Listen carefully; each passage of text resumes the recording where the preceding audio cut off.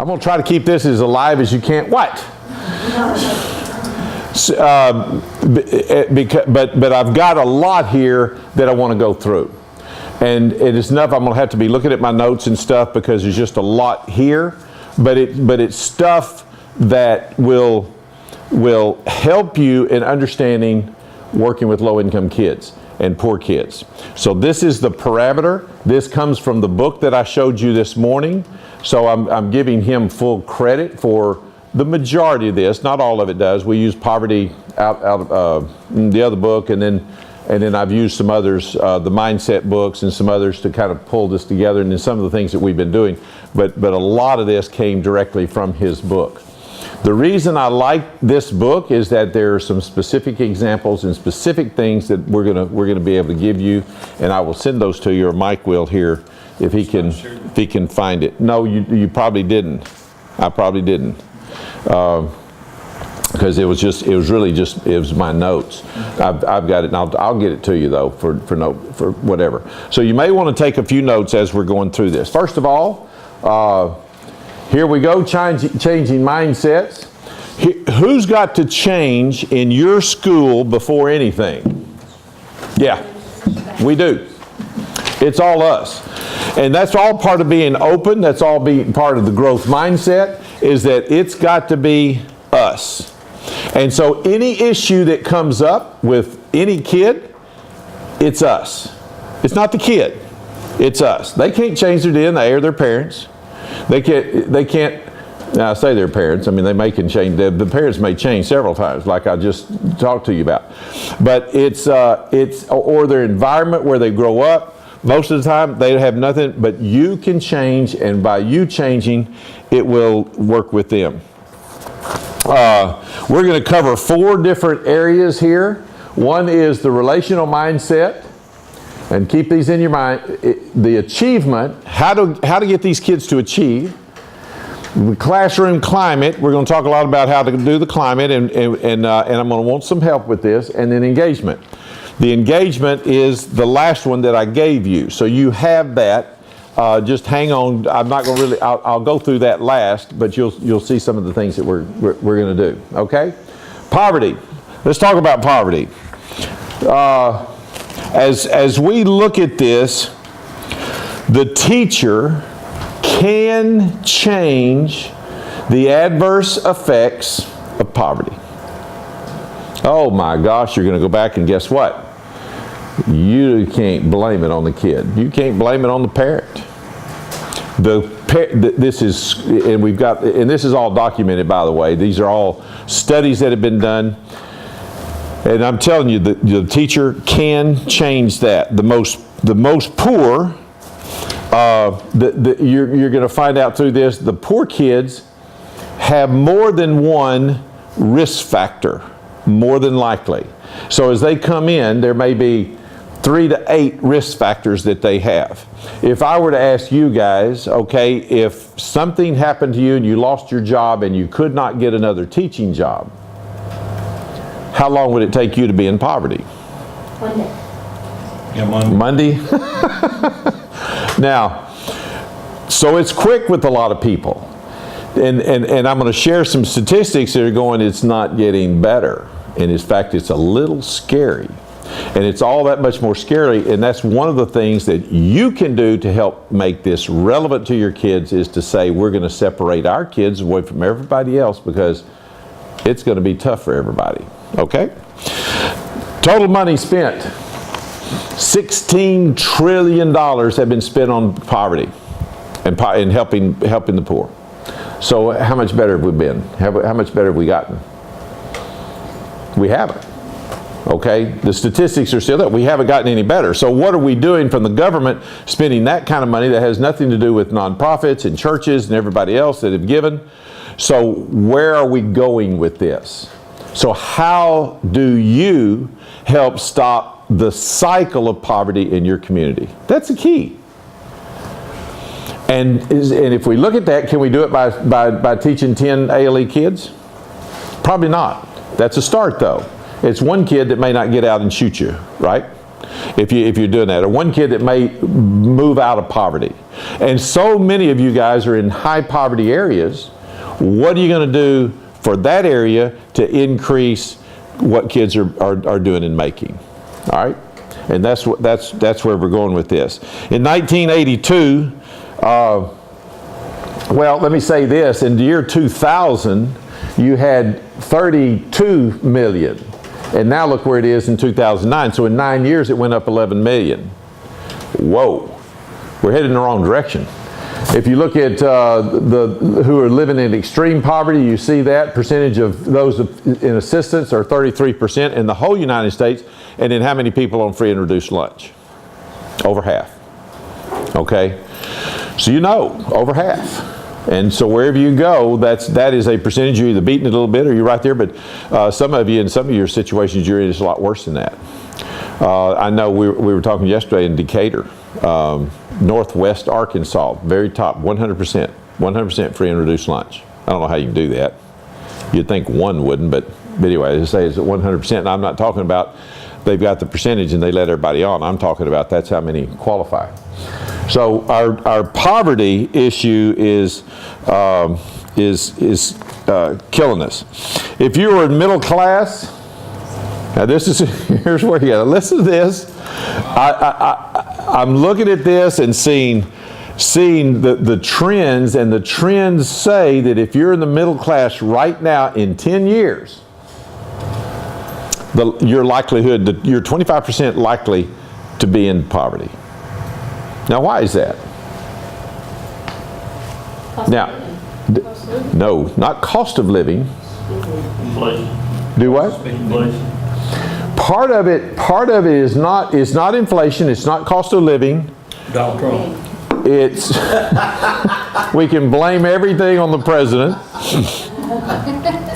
But it's, guys, the tendency right now is that the government is taking over more, and the actual capitalism is less. And you also have your middle income folks that are losing jobs.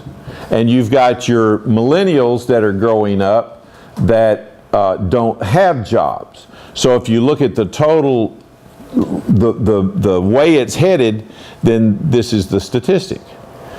So, wow. Now, what if you shared that with your kids and you said, is this going to be one of you? Oh, of course not. Of course not.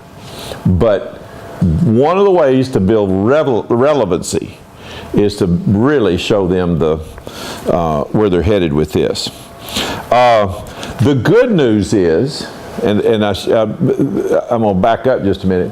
The good news is, and I'm going to read this, quality teaching has a greater effect on student achievement than does the adverse effects of poverty.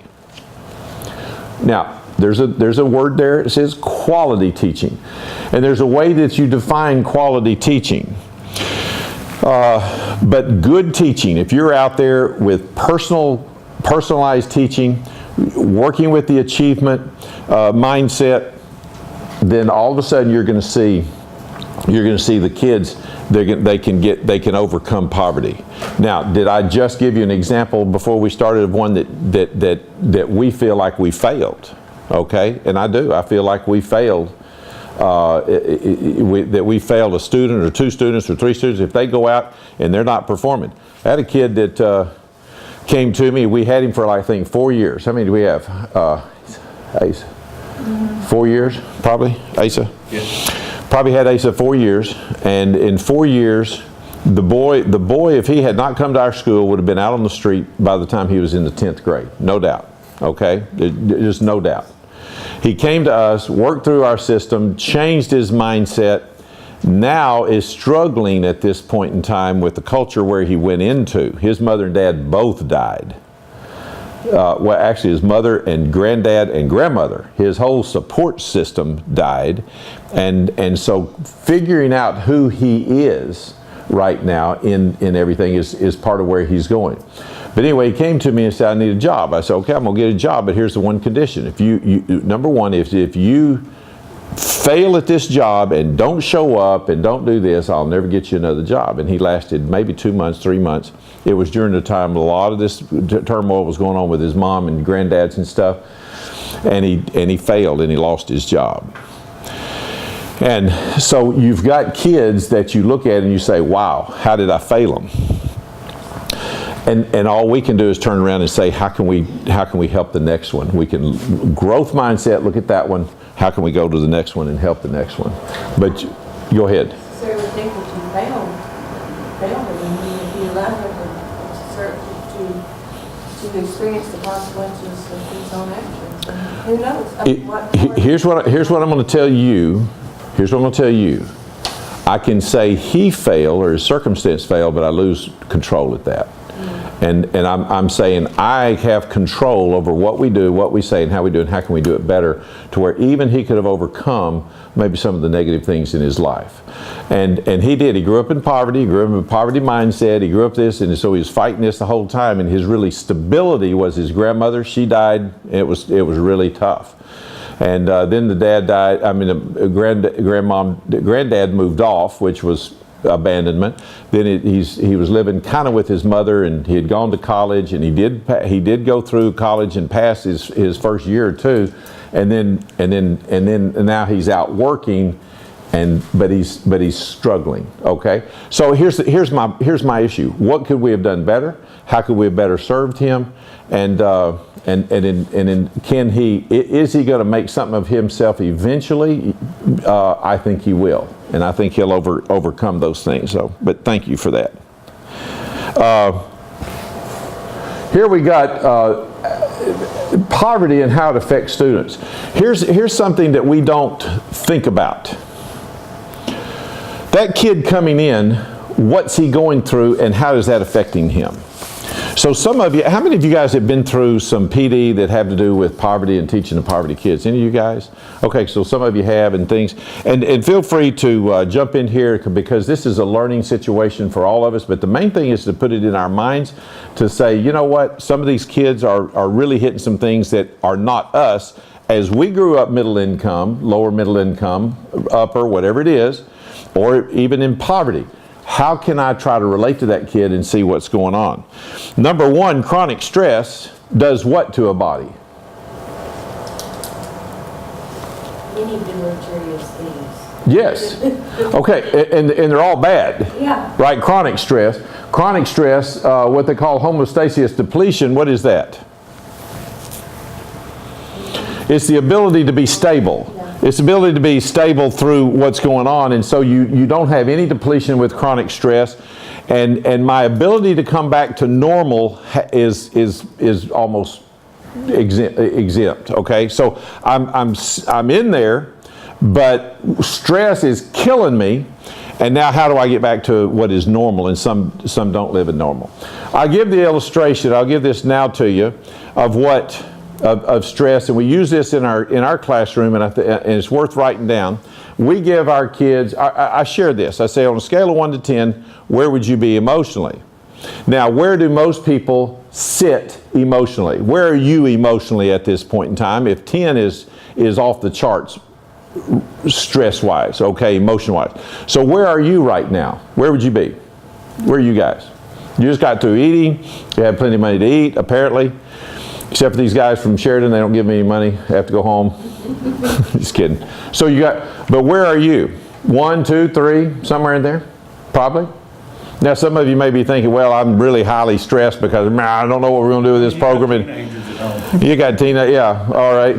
You're not at a 2. Or you went out to eat and you went over and shopped a little bit and they wanted everything and I didn't have any money with them, all right, whatever. So you might be at a little bit higher, but what do most of us live at? 2, 3, somewhere in there probably. Some of us a lot lower. A lot of people, and these kids that have what we call chronic stress, live where?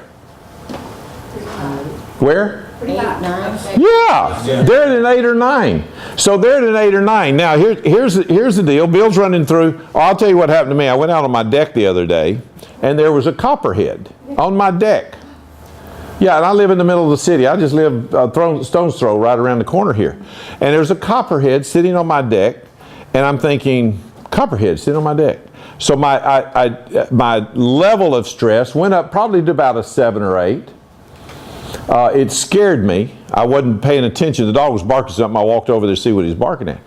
It went up 7 and 8. I went and, I know you're not supposed to do this, but I went, I didn't want that snake hanging around my house. So I went and I got something and I killed it, all right? Now, my stress level went back where? Exactly. I'm back at a 2 or 3. I'm out on my deck. I'm just having a cool time, and it may have been down to a 1. Okay, so I'm good. No more snakes. No more. The weather was nice. It's just, I mean, how could life be any better? With people with high stressors, if you're sitting at an 8, what's it take to get to a 10? Nothing. And so you're walking in there and you're going, well, why are you so upset? And they're going, off the wall, and it was, you know, somebody looked at them and they looked at them wrong. Okay? All they did was just look at them wrong.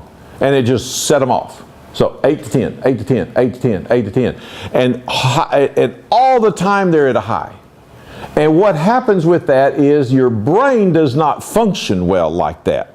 Your cognitive ability really hits bad. The PTSD and depression sets in.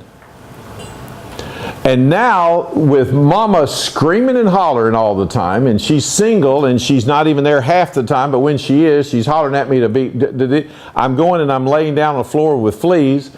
I'm supposed to be taking my medication, ADD medication, to go home, but guess where it went? Where'd it go? By who? Mom. Yes. I know. We had a situation in our school where the mama had 4 kids and they were all on disability, so we figured she was making $750 a month on each child. And all of them were on disability. Why? Because they were chronic stressors. Now, one or two maybe had IQ issues. We weren't 100% sure because sometimes you can't tell. And was it because of the poverty? Was it because of the high stress? Was it because of? And we found that these kids were going home and they were sleeping on the floor with fleas. They had how many dogs? Too many. Sounds like 8. No, inside. And they had like 12 outside. They had like 12 dogs outside. They had like 8 dogs inside. The dogs had fleas. The fleas were all over, and they were given medication to sleep so that they could go to sleep with fleas biting them. And then they're coming to school, and we're going, oh, have a good attitude. Bitten up like crazy. Yeah. And so you've got that happening. Now that's an extreme case. Now that mama was making 4 times $750. She was making really over $3,000 just on that. No telling about selling the medication or taking it herself. Okay, and of course they took them away from her, and long story. It was really kind of a sad story, but the kids right now are stable and moving in the right direction. But can they ever overcome that? They can with good teachers, and they can if really, in my opinion, with a good curriculum where they can go through things and learn what's going on. They just need to learn because they have no clue what it is to be social emotional developed. Okay, so you've got the ADD, poor memory. How many of y'all? I'm gonna throw a stone at you here. How many of you guys are teaching memory at your schools? Oh, yeah. I teach them about the connections. How much? Oh, let me back up. I'm not saying do you say okay you have to memorize your tables. I'm saying how many of you teach, and I'll say it this way, advanced memory skills in your school. And why not? So if I said okay, if you just taught your kids 10% better memory, how much more are they going to learn? Wow. Okay, let me ask you another question. How many of you guys are teaching speed reading? Speed reading's been it's legitimate, but most aren't. Okay, if I said, okay, we're going to run your kids from 200 to 300 words a minute, how much difference does that make when they're taking ACT? A lot. A lot, especially when it comes to the reading.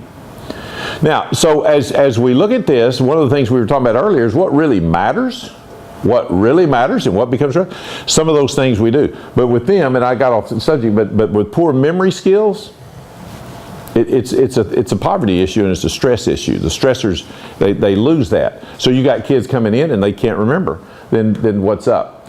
Cognitive gaps. So you got 3 gaps. You've got the chronic stress. You've got the cognitive gaps of language memory and cognitive control. Again, these are stressors. These are developed from poverty that they're missing in their upbringing. So where do you see this? How about language? How come poor kids don't have the same vocabulary? They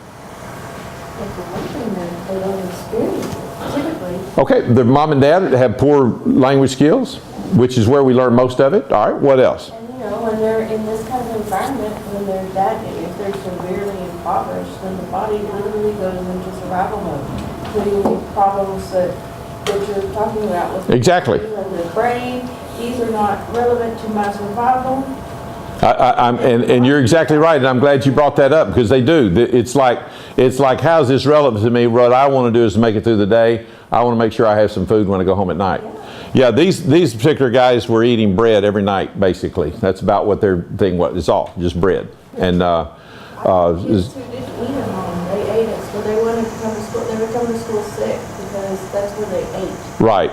Commercial, by the way. Okay, now the third thing is emotional support. So let's talk about emotional support for the poor kids. Where is it?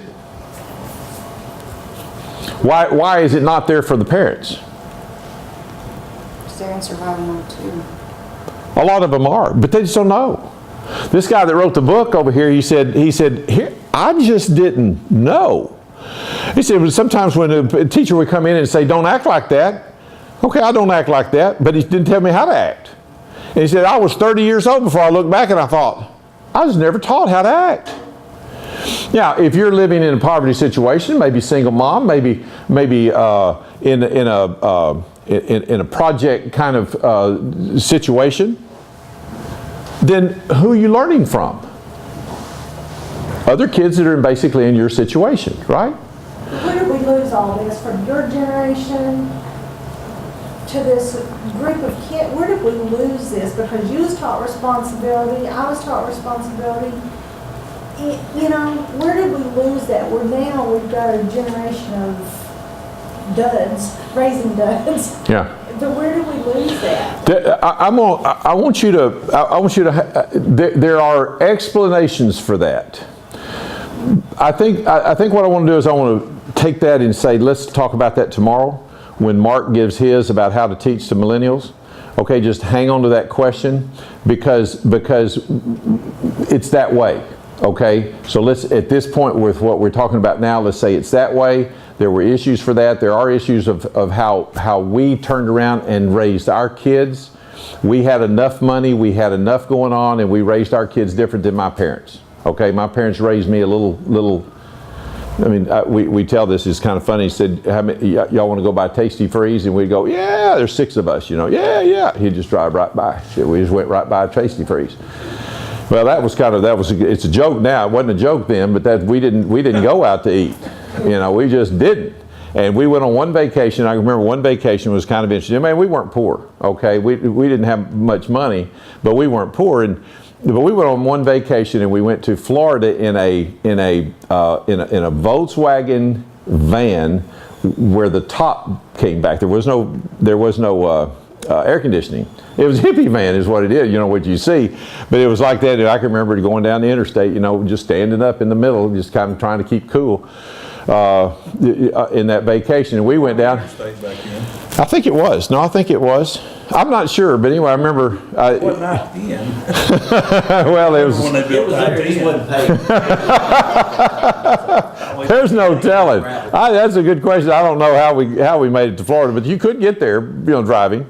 But it was kind of funny. We went down and we stayed in Florida in somebody's house, and they came to Arkansas and they stayed in our house. So we just kind of switched houses. But that's the only vacation I took when I was growing up. Now, was I deprived? No, I wasn't deprived and didn't feel bad about that. How did I get off on that? Gosh. Okay, but anyway, as you look at the emotional support comes, and that's why teachers have such a major influence, because they are the emotional, or can be the emotional support, because they don't have it at home. So what are they doing? They're looking for it, and they're looking for answers. That's why personalization is so very important in what we're doing. There is a direct correlation between emotional support and learning. The more emotional support, the greater the learning. So how does that transfer into what you're doing? I'm in a lot of trouble emotionally. Do what? I'm in a lot of trouble. I'm not good at emotional support. Well, that's why you're here. I may need your help. That's why you're here. Now, did y'all hear a little fixed mindset going on there?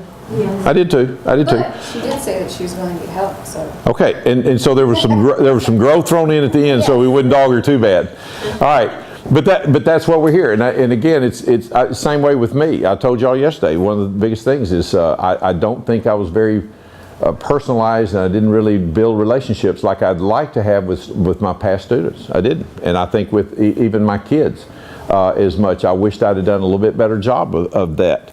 So hopefully it's too late for some of those, but I mean hopefully it's not too bad for maybe my kids and grandkids and stuff. So anyway, okay, the teachers, again, I put this up here, guys.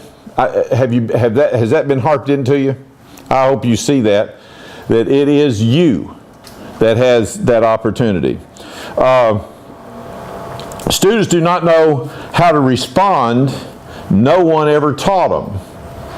When students feel a connection with teachers, there's that respect, and there's that love, and there's that trust. Here's the key with you. Can you build trust with those kids if you can build that relationship? Trust is, when students have trust in me, that's not, I'm not the best emotionally support. When you have an emotional problem, I'm not the teacher that people would go to for that. Okay. All I mean, right. I've been put in that, and we.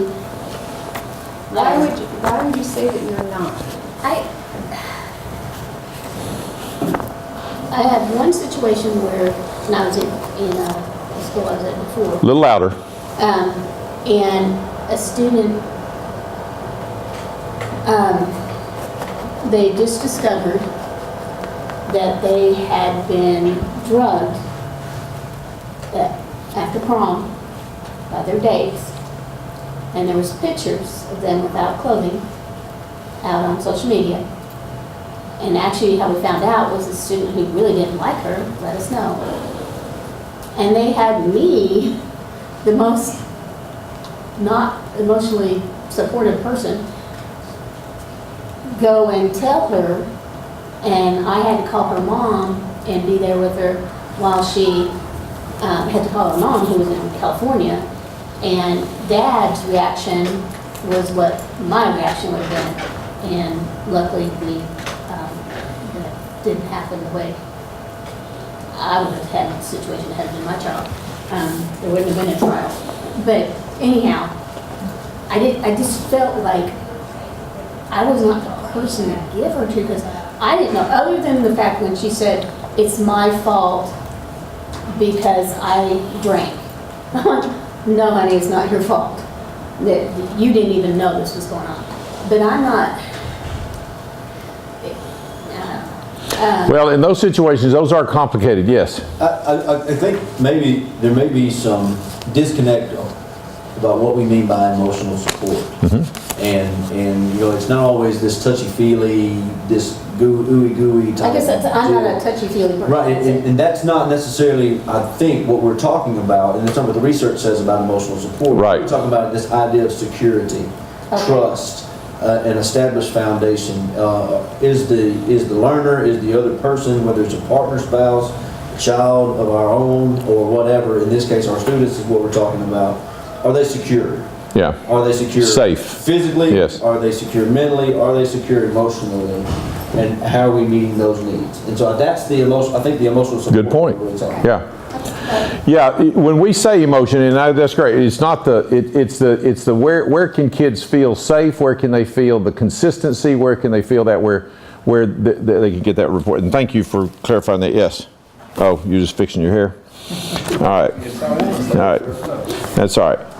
The single most significant contributor to student success is the teacher. The teachers, it shows that above average teachers, and again, those are teachers that are getting results. The academic effects in poverty in 5 years, you could overcome that in 5 years. Did they say 6 months? No. Did they say even 2 years? No. But they did say in 5 years. Now, can that actually be quicker? Yes. And it may even take longer. But that's what they're saying. Believe you can impact every student. Every student that walks in, guys, you leave here, then I hope you think, I can build a relationship with my students. And the more you do that, and if you just hear that over and over, you go back, this year we want to build relationships. Okay?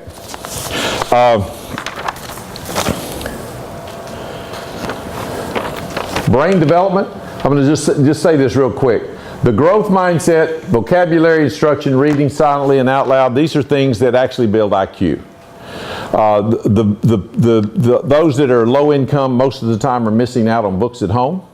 There is a great program with Dolly Parton's program. If you guys don't have that in your towns and in your schools, I highly recommend it. And I forget what it's called, but it's giving books to kids when they're younger, and they get them, they have them donated. But guys having books at home where they're reading, where they're looking at things, that's where they can not only build IQ, but build their vocabulary. Okay, let's start talking about the relation mindset. This is the first one. We talked about poverty, now let's pull it in. We are connected in this life.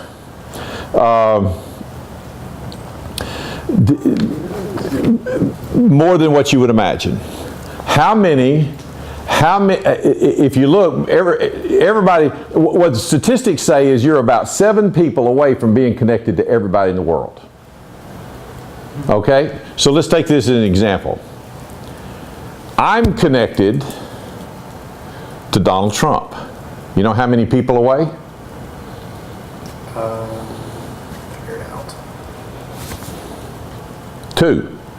2 people, and I'm at Donald Trump. All right, how far away are you connected from Donald Trump? This is an easy one, by the way. Math teacher, do you know? Oh, 3. Okay, just add 1. If you're connected to me and I'm 2 away, that means you're 3 away from Donald Trump. How far away from you are you connected to Putin? 4. You may not want to be connected to either one of them. But if I know Mike Huckabee went to school with him, and he knows Donald Trump, my daughter went to school with his daughter, with Mike Huckabee, who's on TV every day, you know, bless her heart, trying to cover for him. I know. Then I can call Mike Huckabee in a heartbeat. Do I get an audience with Donald Trump? Maybe, maybe not. Okay, but at least, I'm connected. If I had this earth-shattering kind of thing and I called him up and say, look, he needs to hear this, could he get that to him through even his daughter? Absolutely, could. So we're 2 to 3 to 4 away from the White House, which the White House then is, how far away is anybody from the governor here in the state? Anybody? How far away would you be? All right, I'm 2 away from the governor. All right, so where does that put you? You're 3 away from the governor. We're all connected, guys. And you could even kind of run it down as some young kid in India. You could probably run it down and somewhere you're connected to him within 7 people. We are connected. This is our world. It was an earth-shattering thing for me to say, you know what? If I'm going to change this community here, where we're connected, I can't do it with a private school and just having the kids come through there. Can't do it. It's got to be all kids in this thing and together, and we can work on it. And then really, when I'm dead, 10 to 20 years from now, this community can be changed by really, really good social emotional learning. And so can you. Is that your passion? And that's where we're going with that. You, without the giving of respect to the poor, without listening really well and giving empathy, then you lose them. And empathy is very difficult if you haven't been through it. What's the difference in empathy and sympathy? Somebody help me? Empathy, you have experienced it yourself, and sympathy, you feel for them, but you haven't actually, you can't put yourself as near to that person's place. Okay. Because you have not actually lived it yourself. And you're exactly right. Sympathy? No, they do not need your sympathy. They need your empathy. And that's something that as you're dealing with them, it helps you to look at that. How social emotional learning teaches how to deal with each other and how to deal with that empathy and how to deal with this. It's one of the few things that you can do. Now, can you do it without a social emotional curriculum? Yeah, you can. You can. This gives you kind of a turnkey on how to do it. Students from strong families. Now here, this is, guys, listen, everybody wake up just a minute. Come on, give it to me a little bit. All right, drum roll. Students from middle income class do not need the emotional support like the poor kids. Why? They get it at home. They get it at home. If I'm getting it at home, I'm a little stronger, so that teacher, I don't necessarily need that from my teacher. Now, is it good? Yes, good. But is it necessary? Probably not as necessary. And that's where we tend to put all kids in the same category and say, well, this kid over here, I mean, they don't need it. You know, what I say in class is not affecting them. But the poor kid over here, way out away from what you're thinking and how you're acting and reacting. Does that make sense? Okay. The goal is not to raise good kids or great kids, it's to raise kids who become great adults. And Andy Andrews said that. Any of y'all listen to Andy Andrews or get his email, his stuff? He's actually got some pretty good stuff. I get get some of his things and read it. But anyway, what are we talking about here? Help me out. Help me out. What do you think? Well, it's just talking about society and what they're going to do later on. Okay, so are we but isn't this what we do? Clint, isn't this what we do? We rush in, we want good kids right then, right there, maybe at the expense of where they're going to be as adults. That's right. Wow. Exactly. I think it means giving them the tools, the skill set. Now, you're going to have to speak up. The camera can't hear you. Providing them with the tools or a skill set. Okay. To be great adults, because they need that. I mean, they're not gonna, when they go out and they become adults, they're not gonna be typically in a classroom environment. They're gonna be in an environment with a lot more variables. So they need skills to deal with.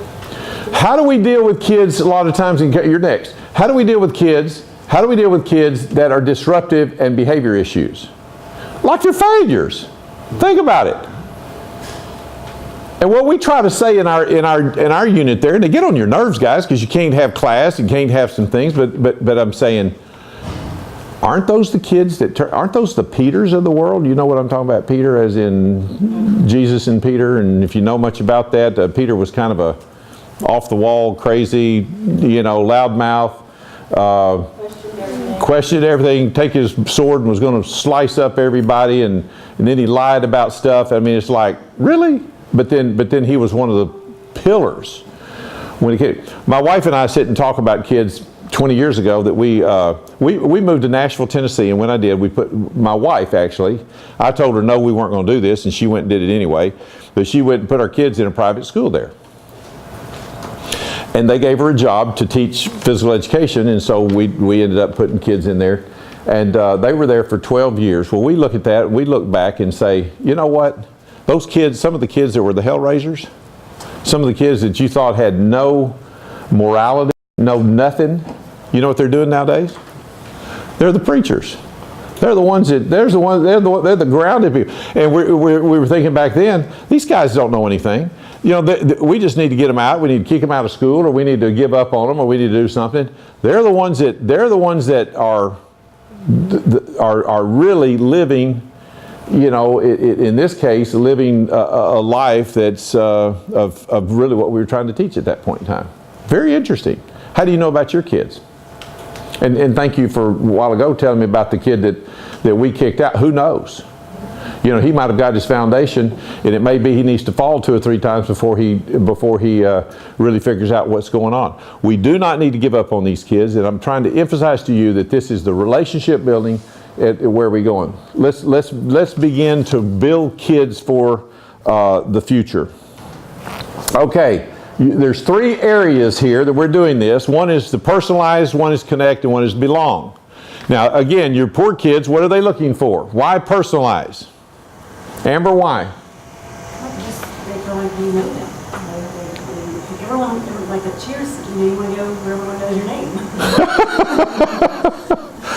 name. We need to use that, don't we? Yeah, that's right. I should have the cheers thing automatically come on here. I saw that a quote about that just 2 days ago. It said, if you go to a bar that everybody knows your name, you're probably an alcoholic. Well, probably. Y'all probably, how many of y'all even know what cheers is? How many don't? Anybody don't? Okay. Do you not really? No, I know what it is. Okay, all right. Well, you're just a little bit slow getting your hand up? Yeah. All right. You know something about each person. Share progress and goals. What I tried to do when y'all came in here is I said, I really want to get you to know you guys a little bit better, and that's what I've tried to do on some things. And some of you I've talked to individually, and some I haven't. But it's me. I'm trying my best to get out there because it's not what we're teaching here. It's all about personalization. Same way with you when you're getting with your kids. How to connect with them. Now, what's the difference here? What's the difference in just being personalized and connecting? Just because I know their name and something about them, that could have been on the little profile thing. Exactly. And I can look at eSchool and see their progress and whatever, but connecting is understanding that, like we were talking last night, person that was sitting beside us, the bull rider, you know, and connecting that to him and things and talking about it and connecting his wife and him and knowing a little bit more, just not just bull riding, but what that does that mean and how was that affecting. She made him quit because obviously he was a little bit older and he didn't need to do bull riding anymore. Right. But just knowing what it really means, how to connect that, I can't say that. Yeah, but it's not, hey, it's not getting to know them. It's not academically knowing their names and knowing something about them, or even sharing the progress and goals. That's a good thing to start the personalization, but if you're not connecting with them and understanding them with empathy and with being able to connect as we're talking about here with belonging. A lot of your poor kids come to school to belong. Oh my gosh. And how many of them don't belong because they're being bullied or they're being, or they don't have friends or don't have things, and that one teacher turns them around. It's cool. I mean, what an opportunity for that. So give everyone a unique valued role in belonging. Could you set up class norms for group behaviors, give group occasional downtime? In belonging out here, when we start talking about learning partners and study buddy and teamwork, did it help you get to know a few people just by doing what we did yesterday and even this morning just a little bit, didn't you? Okay, so you're getting to know people just a little bit. What have you experienced with group work when you're working with groups in your setting? To be honest. If you let them break off into groups of 4, what happens? Are you talking about us or? Yeah, y'all. No, well, I'm telling you what happens to the kids. They go to their buddies. Okay, they go to the buddies. And if the group is too large, like 4, usually have one not doing anything and one doing most of the work, so. Okay. Group size can impact their getting stuff done. All right? They get sidetracked pretty easy. The guys they catch up. Man, they catch up on what happened on the weekend. What's going on? And there's ways that we can pull that down. What's a way of doing it? Giving them time. I'm just going to give you a couple of tips here that we've learned. Giving them a time, okay, you've got 5 minutes to come up with this, go. Now, how about this? How about if you said, okay, we've got some group work here. I did this with you all a while ago, and I said I'm going to give you 5 minutes, and then we come back, okay? So you know you had about 5 minutes, but here's what we've done before. I said I want you to go to group work, and then I'll call you back in when I think it's ready. So here's what I do. They go to group work, they go sit and they start working in their groups, and what do they do to start with? Talk. They go talking, they're visiting. I say, okay, it's time to come back in. I mean, I only give them 2 or 3 or 4 minutes. Now what happens there, guys, if you do that 2 or 3 times, what you're training them to do is time is very precious. Let's use the time to the best of our ability. We never know when the end is coming. And so there are ways that you can do that. What's another way with group is to give each one in the group different assignments. And that normally works a little bit in that they have some assignments. You can have even a different group leader at times and different things. But yeah, if you don't have this, here's what they say about groups. There is a 50% chance that they will learn more in a group than they do on their own. Now, I would not have thought that, but they've done group studies and studies over the years, and it's just, I mean, thousands of people, and they said the retention and what they've learned in a group comes back 50% better than what they're learning on their own. And yet, it's a pain in the butt to get these kids in groups. Okay, it is. You know it is, and I know it is. And they disrupt and act weird. And you have 2 of them not doing anything, and the other 2 that are what you're good students. Okay, they're over there doing everything, and the other 2 are just sitting there. So find a way to use your groups, because what they do is the belonging is critical. It is critical. We had a kid come in. And we had a kid come in, and he came in about the 4th grade. He actually left us this year because of some issues with granddad that he's living with. But he came in as the 4th grade, way behind, 2 years behind. He left after going through all kinds of abuse and everything at home, sexual abuse and different kinds of things. He actually left this year on grade level. And we were glad that when he went in and tested at the school where he was right on grade level. But guys, it was part of this was because he had some belonging where he was. And it wasn't easy, but he had some belonging. And that's what you're looking for. How can you get these kids to where they're belonging? And sometimes you're the only one, okay? And you know that. All right. Empathy. Empathy, experiencing, feeling, sympathy, understanding the sympathy of others. Use coach techniques like we talked about yesterday. Listen. Talk privately later if you have issues.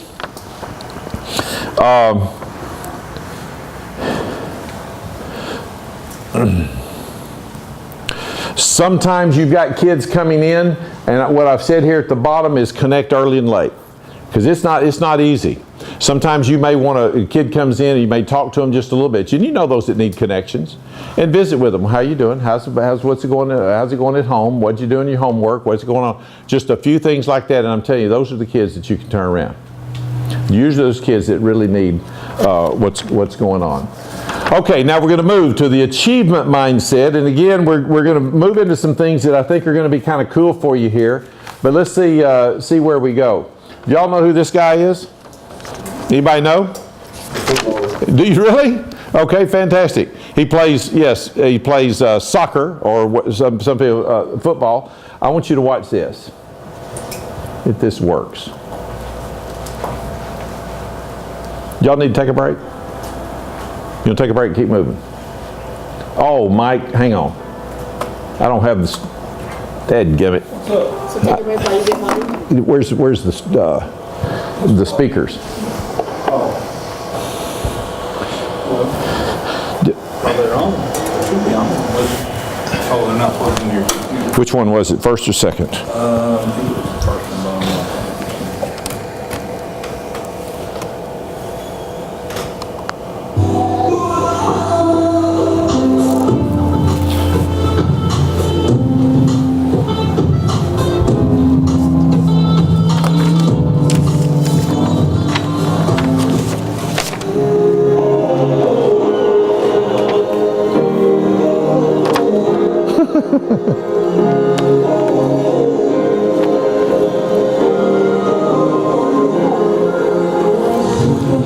Probably the greatest, some people say the greatest soccer player ever.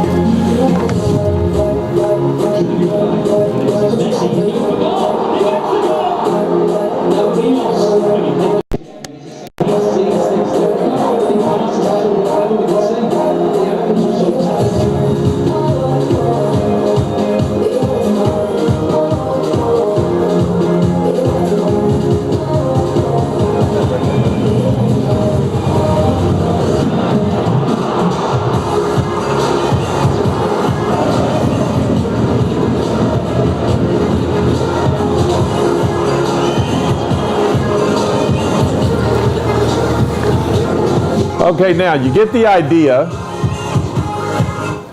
You get the idea here of what's happening. Now you've got what are we doing here by showing this?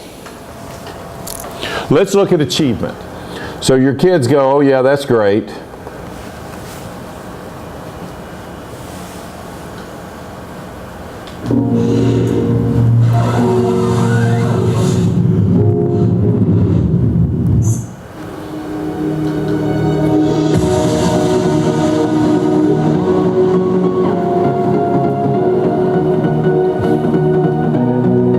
These little videos are worth playing the whole thing. There's the kids, and they're not long, they're like 6 minutes. This one may be a little longer.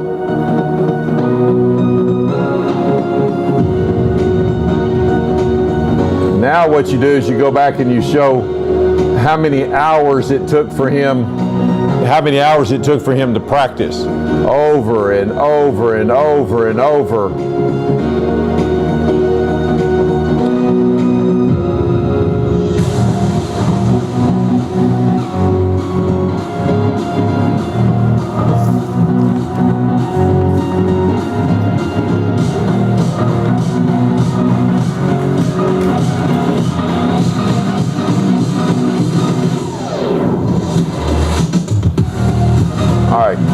Now, how do I get out of this without losing? Well, that's what I thought I did last time.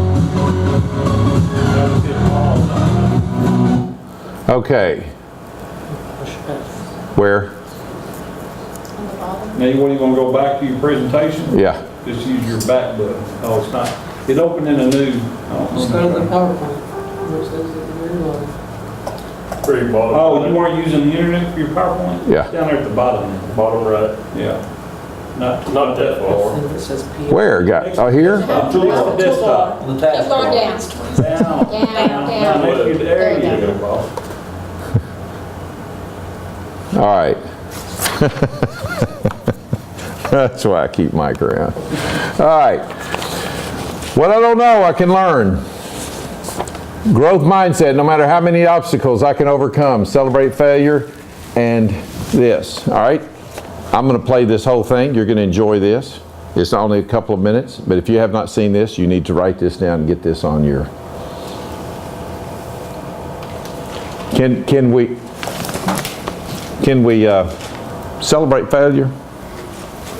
Growing up, my father used to ask my brother and me what we had failed at the dinner table, which was so interesting. He would celebrate it, and he'd actually be disappointed if I didn't have something that I failed at that week. So I can remember saying, Dad, I tried out for this and it was horrible, and he would actually high-five me and say, congratulations, way to go. And what it did was just reframe my definition of failure. Failure for me became not trying versus the outcome. So many people don't take risks for fear of failure. They don't start the business, they don't go create the art they want to create, or they don't go try out to be in a play, or whatever it is for the fear of failure. And once you redefine that for yourself and realize the failure is just not trying, then life opens up to you in many ways. And I would also, my dad would encourage me anytime something didn't go the way I expected it to, or maybe I got embarrassed by a situation, to write down where the hidden gifts were and what I got out of it. And I started realizing everything was some amazing nugget that I wouldn't have wanted to pass out. At times, to encourage people to fail, I'm bringing up my failures in front of the team often. So I will stand up and I call them the oops of Spanx. Some of them are the oops throughout the history of Spanx. Some of them can be recent oops that I did, but I'm always openly talking about it. If you're gonna have a oops, part of the beauty of it is twofold. If there's a failure quote or an oops in your life, if you learn from it and if you can laugh about it, then it's all worth it. Pretty cool. So what's the difference? What's the different attitude? What's the different thing that you can take back with that? Hey guys, I'm Carly Kloss, and I just created my own website with Wix. Go to Wix.com to create your stunning website today. That Paul built.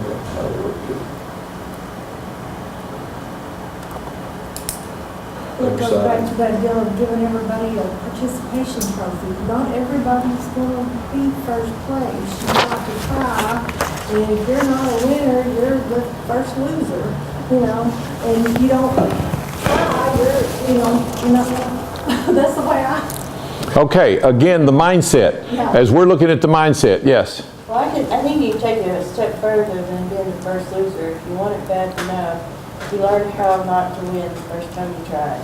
And so you can take what you learn and apply it, and keep applying it maybe, but you have to keep doing it. I always tell my kids, you can be anything you want to be, the only thing in your way is you. Okay, is that true? No, it's not true. Well, Okay, now let's back off. The attitude behind what you said may be true, but for me to tell you that you can go set the record for high jump, it's going to be pretty tough, okay? probably yes, but am I going to want to do something that I know is practically impossible? Yes. There will be a few of them that do that, and the only reason I'm saying that is because we need to be careful because you've heard that, and kids don't believe that. And I think Mark is going to share with you tomorrow just a little bit of saying the millennials growing up, they hear things like that we say that are cliches and different things, and they're going, no, they won't tell you. They're just going to go, you know, I'm discredited. But what you're saying, the attitude behind what you're saying, and the real push behind what you're saying is exactly right. And I agree with you that if you've got some goals, we're going to set that up to it. If you look at teachers and what's going on, there's three things here that I want to talk to you about. One, did you want to say something? About 4 or 5 slides ago. That's right. I did mess that up. I'm sorry. Hey, it was the quote about the goal is to raise good adults, not good kids. That was back. Yeah. And so I would just want to emphasize the fact that you're allowing your kids to challenge anything and everything is not comfortable for the adults. What we would rather do, good kids don't challenge the authority, they just follow directions. Yeah. But if the goal is to raise great adults, we have to be willing to be uncomfortable and allow those type of situations so that they can learn the skills to be able to challenge those things. And so lots of us, it goes back to our earlier discussion this morning, lots of us were raised as good kids and we're not to challenge authority, we're not to, you know, these are the rules and regulations and this is the curriculum, this is how we do all this stuff. And so we do not feel empowered to have the voice to go in and say, well, why are we doing it this way? Can't we do this a different way? Right. And so, and you know, and it just goes back, I love that quote because it really is focusing on not what is comfortable for us, but what is going to be best long-term for the kids okay. in society. So. Good point. I'm with you. Good deal. All right, let's go look at the next thing. Empower students. We talked about it this morning just a little bit. How can you empower students? I'm going to give you the attitude that you need to empower them because that is a basic need that kids have. They want to have a voice. They want to be empowered, yet our school system actually does opposite. So here's the situation. You've got Johnny that comes to school, and he comes in, and what we tell him is, Johnny, here's what we want you to learn. Here's standard one, or not standard. What am I looking for? What's the word? Rule 1. Huh? Rule. Well, I wasn't even thinking of rules. I was thinking, what do you call the different things that they have to learn in math? Okay, here's objective. I'll use that's not actually the word I'm looking at. But objective 1, here's what you need to learn. Okay? Number 2, it's going to be on the test. So we got to learn it. Number 3 is, here's the study sheet to make sure you understand what's going to be on the test. Now for years, that's what we've been training these kids to do. And so what happens, a lot. Now ALE may be a little bit different and stuff, but I'm just telling you, the majority, they're still out there, this is what they're doing. So little Johnny says, wonderful, I'll play that game. And so he plays the game, doesn't do anything, you know, doesn't raise his hand in anything, goes right through, goes to college. And the very first thing he does, he walks into college and the teacher looks at him and says, okay, Johnny, here's what's going to happen. I want you to read the chapter. I want you to take notes, and we're going to have a test Friday. Now, Johnny, all his life has been told what to do, has not been empowered. He's basically been a follower. We've made a really good student out of him, but a very terrible adult. And so what happens is they go bonkers and 50% drop out, and most of them in the first 6 weeks. And it's not financial. Like you hear these statistics, it's not. It's because they can't handle what's happening in the real world because they've been told what to do all their life and not had choices. Or bailed out by their parents. Them too, exactly. Exactly. So what we're trying to say is, how can you empower that student? So you've got, let's go all the way to Mulberry. You've got, let's say, 10 kids who are going to come in there, and they're going to be pretty tough. How are you going to empower them without them going nuts? I'm still working on that, buddy. Okay, so Clint's your stress level is up around at 8 right now. I know, just talking about the 8 kids that are coming in, because I know who they are. They're probably the same ones that were there last year. But you did lose Donnie. I don't know if you've heard him, but he's gone. And out of all the ALE students I know, I remember Donnie. But you've got, what are you going to do to empower them yet still keep control? And that's going to be, you've got to figure that. You've got to come up with that. My thing is you got to empower them. How do you do it? Give them a voice. And it may be that they come in, and it may be that you can do different things like give them all different jobs. You may have a CFO, you may have we'll go through that in a minute, but there's a lot of ways that you can come up with that you're going to empower them. You're going to be brand new coming in, so what are they going to do? They're going to try to test the new guy, right?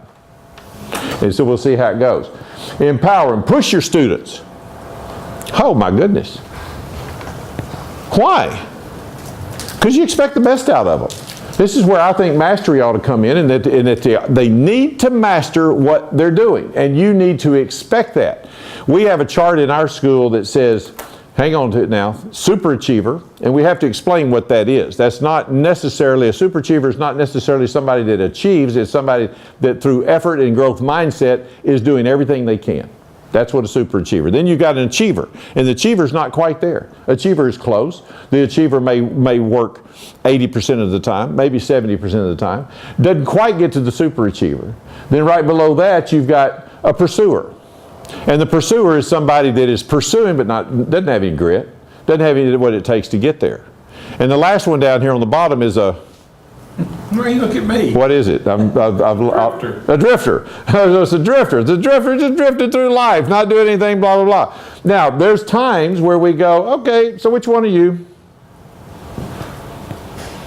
Or we have mediocre work turned in, and we look over there and go, okay, let's see, this is a little mediocre. Tell me over there which one you are.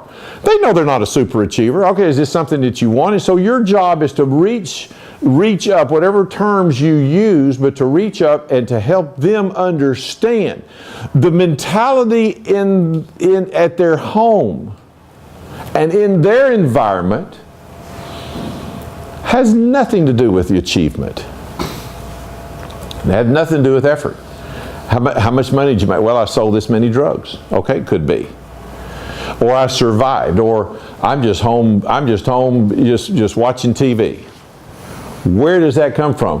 When I grew up, my dad had a laundromat. He was working at Ouachita Baptist University. It doesn't pay anything. It doesn't pay as good as the high schools. And so we did not have much. I had 6 kids. All right, Mom didn't work. And so I got a job when I was 14 cleaning up his laundromat, or our laundromat.